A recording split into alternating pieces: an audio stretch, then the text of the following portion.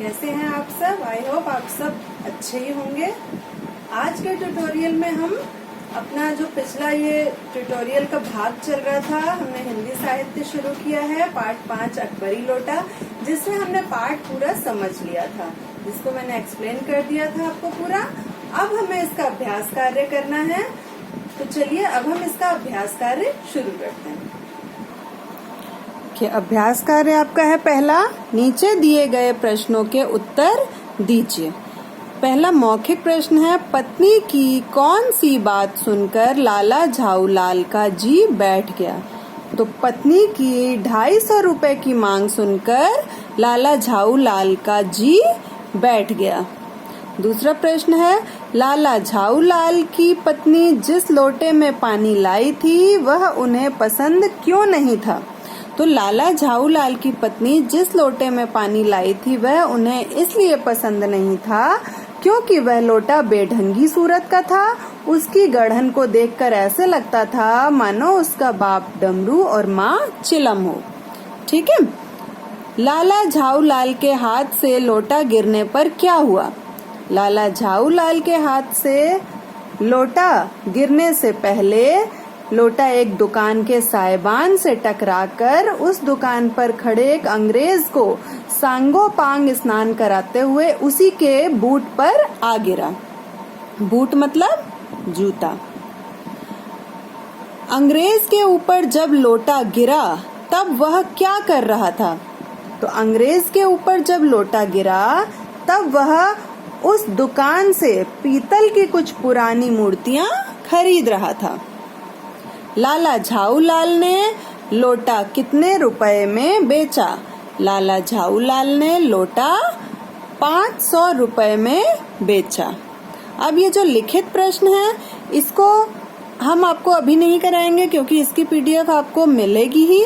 तो हम अपना अगला अभ्यास कार्य शुरू करते हैं।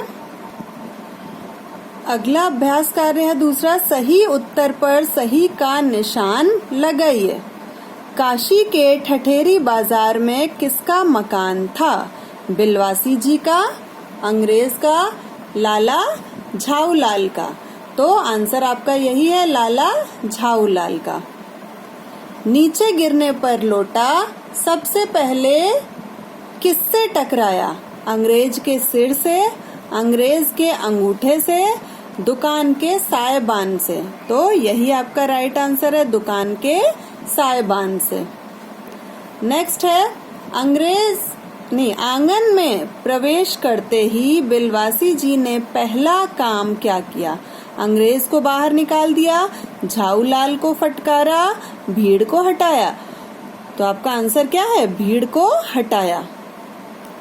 अगला है, जहांगीरी अंडे की क्या विशेषता बताई गई है?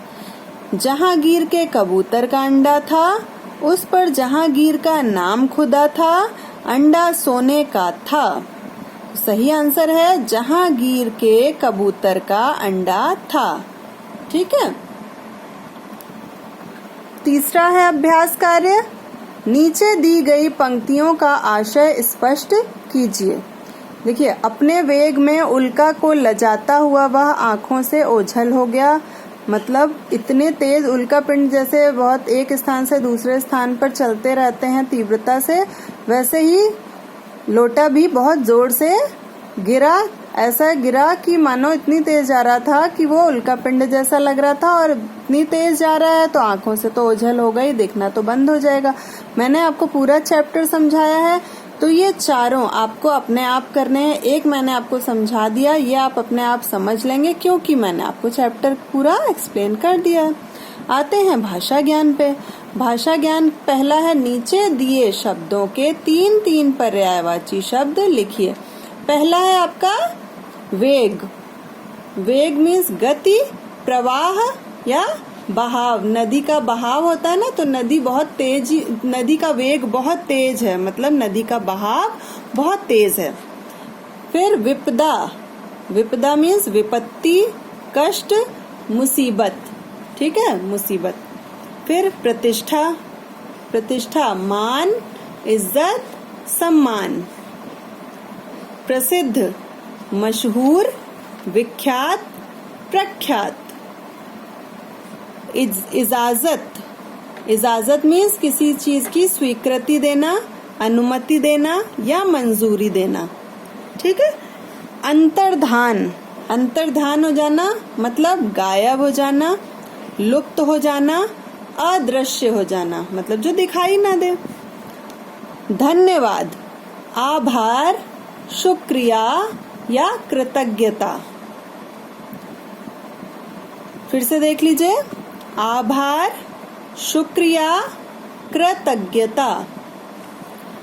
दूसरी एक्सरसाइज है आपके भाषा ज्ञान में, नीचे दिए गए शब्दों के लिंग बताइए कि वो पुल्लिंग है या स्त्रीलिंग है। गीत पुल्लिंग, दही पुल्लिंग, सत्य पुल्लिंग, गेहूं पुल्लिंग, अहिंसा स्त्रीलिंग, बचपन पुल्लिंग, सोना पुल्लिंग, चांदी। देखिए धातुएं सारी पुल्लिंग में होती हैं, लेकिन एक चांदी ऐसी धातु है जो स्त्रीलिंग में होती है। ठीक है। अब आपका थर्ड, नीचे दिए शब्दों के विलोम शब्द लिखिए।